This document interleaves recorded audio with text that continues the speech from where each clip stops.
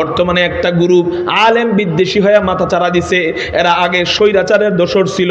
এই স্বৈরাচার হাসিনার সাইনবোর্ড ব্যবহার কইরা টঙ্গীর ময়দানে নিরহ মাদ্রাসা ছাত্রদেরকে মাথার মধ্যে বাড়ি দিয়া দিয়া মাথা ফাটায় দিছিল। এই স্বৈরাচাররা এখন আসছে বৈষম্যর কথা বলতে। আচ্ছা, হাসিনা যদি কয় আমগুলোকে বৈষম্য করো, কে এটা মানাইবো? স্বৈরাচারের জন্য কোনো বৈষম্য আছে? ওরে তো পাইলে বিনা দলিলে জুতার পিটা করতে হবে, ঠিক না? ঠিক। স্বৈরাচার পাইলে বিনা দলিলে কি পিটা করতে হবে?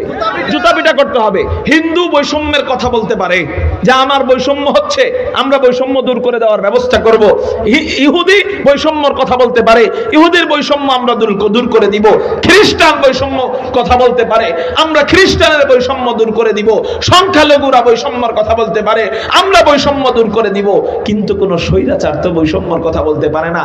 ও ওলামা বিদ্বেষীরা, তোরা তো স্বৈরাচার। তোরা তো টঙ্গীর ময়দানে মাদ্রাসার ছোট ছোট নাবালেগ শিশুদেরকে তুরাগ নদীর মধ্যে ধইরা ধইরা চুবায়া চুবায়া শহীদ করছস। তোরা যদি বৈষম্যের কথা বলস, এটা তোদের মুখে মানায় না। তোদের যোগ্য বৈষম্য কি? তোদেরকে পাইলে যে আমরা জুতা পিটা করি না, এটাই তো শুকরিয়া।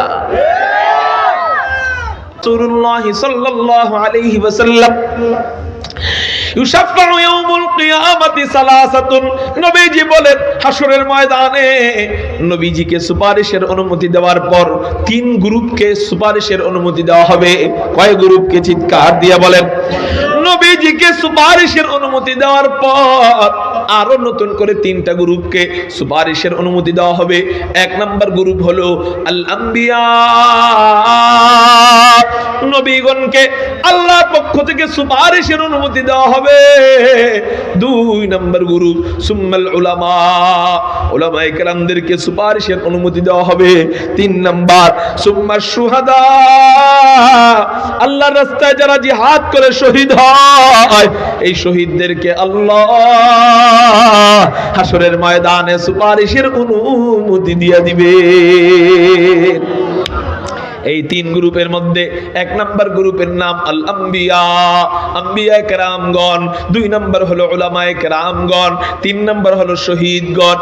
তাহলে এই হাদিস থেকে আমরা জানতে পারলাম যে আলেমরা আল্লাহর কাছে সুপারিশের অনুমতি পাবে। তাহলে আল্লাহ আলেমদেরকে কত ভালোবাসলে তাদেরকে সুপারিশের অনুমতি দেয়া যায়। এই জন্য ভাই, আলেমের সুপারিশ যদি আমি পাইতে চাই, আলেমদের সাথে থাইকা কাজ করতে হবে, ঠিক না? ঠিক। নবীজি অন্য হাদিসের মধ্যে বলেন কুন আলিমান, তুমি যদি পারো, যদি সম্ভব হয় তুমি আলেম হয়ে যাও।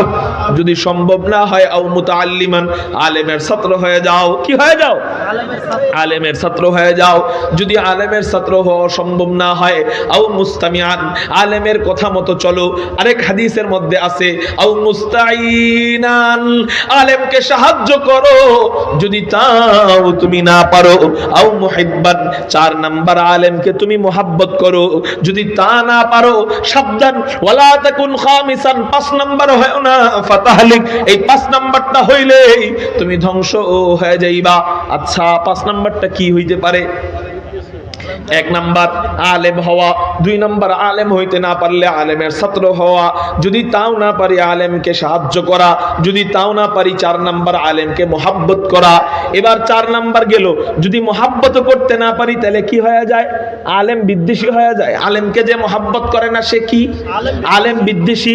নবীজি বলেন সাবধান ওয়ালা তাকুন খামিসান ফাতাহলিক, তুমি পাঁচ নাম্বার হয়ো না, মানে আলেম বিদ্বেষী হয়ো না। ফাতাহলিক, তুমি হালাক হয়ে যাইবা, তুমি ধ্বংস হয়ে যাইবা।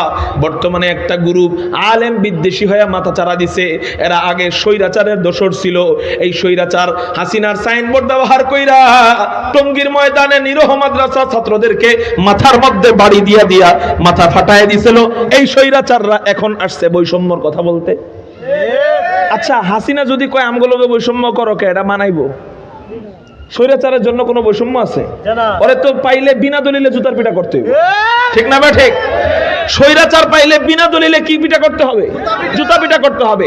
হিন্দু বৈষম্যের কথা বলতে পারে যে আমার বৈষম্য হচ্ছে, আমরা বৈষম্য দূর করে দেওয়ার ব্যবস্থা করব। ইহুদি বৈষম্যর কথা বলতে পারে, ইহুদির বৈষম্য আমরা দূর করে দিব। খ্রিস্টান বৈষম্য কথা বলতে পারে, আমরা খ্রিস্টানের বৈষম্য দূর করে দিব। সংখ্যালঘুরা বৈষম্যর কথা বলতে পারে, আমরা বৈষম্য দূর করে দিব। কিন্তু কোন স্বৈরাচার তো বৈষম্যর কথা বলতে পারে না। ও ওলামা বিদ্বেষীরা, তোরা তো স্বৈরাচার, তোরা তো টঙ্গীর ময়দানে মাদ্রাসার ছোট ছোট নাবালেগ শিশুদেরকে তুরাগ নদীর মধ্যে ধইরা ধইরা চুবায়া চুবায়া শহীদ করছস। তোরা যদি বৈষম্যের কথা বলস, এটা তোদের মুখে মানায় না। তোদের যোগ্য বৈষম্য কি? তোদেরকে পাইলে যে আমরা জুতা পিটা করি না, এটাই তো শুকরিয়া। বৈষম্যর কথা বলবে, ইসলামের শত্রুরা সাত পথের দুই গালে জুতা মারো তালে তালে, জুতা মারো তালে তালে,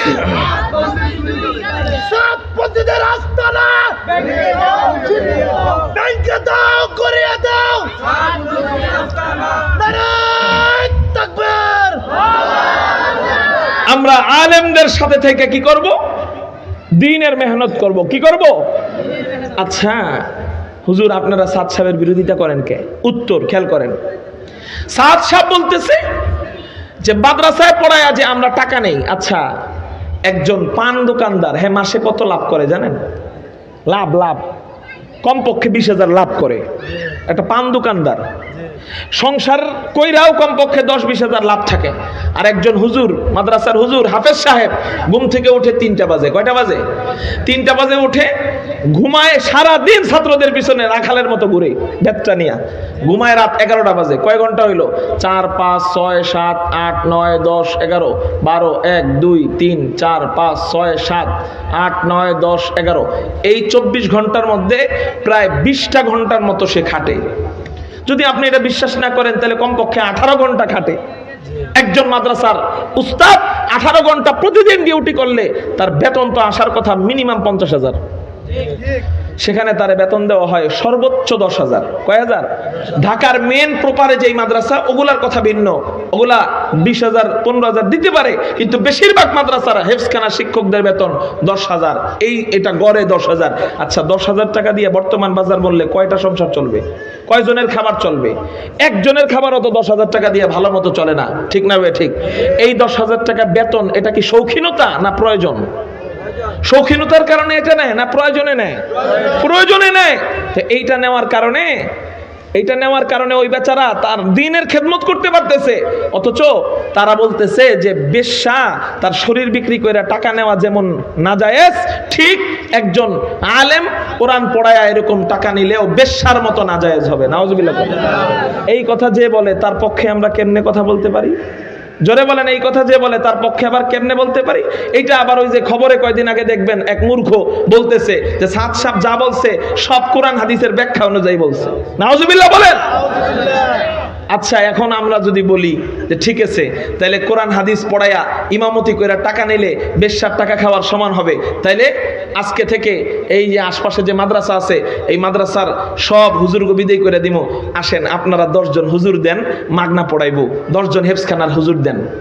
যদি তাগো বলি 10 জন হেফজখানার হুজুর দেন, আপনাকে মসজিদ আসেনি? আসেনি? এই 7 গ্রুপরা যদি তাবলিগে আসে, ওগো আগে কইবেন আমগো মসজিদের ইমাম সাহেবের বেতন দিতে আমগো পকেট থেকে অনেক টাকা বাইর করা লাগে, তোমরা তো মাগনা ইমামতি করবা, অতএব আমরা ইমামরে বিদায় করে দিই, তোমরা একজন মাগনা ইমাম দাও। দেখেন তো থাকেনি? থাকবো না কেন? তোগো আমির রে তো তোরাই মানলি না। আমিরে কয় ক্যামেরাওয়ালা মোবাইল পকেটের মধ্যে নিয়ে নামাজ হইব না কেন? ক্যামেরাওয়ালা মোবাইলের ভিতরে ছবি থাকে। আচ্ছা, যদি কিছুক্ষণের জন্য তোমাদের কথা মেনেও নেওয়া হয়, এখন আসো ক্যামেরাওয়ালা মোবাইল বাদি দেই, তোমাকে পকেটে কি শেখ মুজিবের ছবি থাকে না? টাকার মধ্যে কিসের ছবি? ফেরেশতার ছবি। টাকার মধ্যে কিসের ছবি? শেখ মুজিবের ছবি। তো কোন সাদগুরুরে কখনো দেখছেন যে নামাজ পড়ার সময় এই যে এই টাকাটা সামনের দিকে থুয়ে এরপরে সরায়া নামাজ পড়ছে? না, সবগুলোর পকেটে টাকা আছে। তাহলে ক্যামেরার মধ্যে, মোবাইলের মধ্যে ক্যামেরা ছবি থাকলে যদি নামাজ না হয়, তাহলে টাকার মধ্যে তো ডাইরেক্ট প্রিন্ট করা ছবি, এটা পরে নামাজ পড়লে নামাজ হয় কেমনে? এটা পকেটে থাকলে নামাজ হয় কেমনে? তাহলে সমাজের মধ্যে এগুলা ছড়াই দিতেছে হলো ইহুদি খ্রিস্টানের সুদূর প্রসারিত চিন্তা ভাবনা। রয়ের এজেন্ডারা কাজ করতেছে তাবলিগের ভিতরে আমাদের মাঝে ভাই ভাই ভেদাভেদ লাগানোর জন্য, ঠিক না ভাই? যদি সত্যিকারের বুজুর্গ হইতো সাত সাপ, তাহলে সে বলতো আমার জন্য তসমস তাবলীগ জামাত, তাহলে আমি সরে গেলাম। আল্লামা আহমদ শফি রহমতুল্লাহ আলাইহি মরণের আগের দিন যখন বুঝতে পারছে যে আমি বৃদ্ধ হয়ে যাওয়ার কারণে আমার জন্য হাটহাজারী মাদ্রাসা দুই ভাগ হয়ে যাচ্ছে, উনি ইস্তেফা দিয়ে বিদায় নিয়ে নেন নাই? তারপরে কি ওনার সম্মান কমছে না বেড়ে গেছে? আজকেও আমরা আহমদ শফির নামটা বলি নাই, সম্মানের সাথে এখনো স্মরণ আমরা করি না? কেউ যদি তার নিজের আমিরত্ব ত্যাগ কইরা ইসলামের স্বার্থে সে ইস্তেফা দিয়ে চলে আসে, তার সম্মান কখনো কমে না, বরং বেড়ে যায়। সে যদি সত্যিকারের বুজুর্গ হইতো, সে ওখান থেকে নাইমা বলতো যে তোমাদের তাবলীগ তোমরা সামলাও, আমি চলে গেলাম। কিন্তু এই মানুষের জন্য আলেমদেরকে খুন পর্যন্ত করে, তারপরেও সে নামে না। হাসিনার থেকে সে কম কি? হাসিনার জন্য, হাসিনাকে নামানোর জন্য খুন হয়, সাত সামনে নামানোর জন্য খুন হয়। তো হাসিনাও যেমন নামে না, তুমিও এরকম নামো না। তাহলে তো বিয়া দেওয়ার দরকার তোমাকে দুইজনরে। একই কোয়ালিটির ধর্মে আছো তোমরা।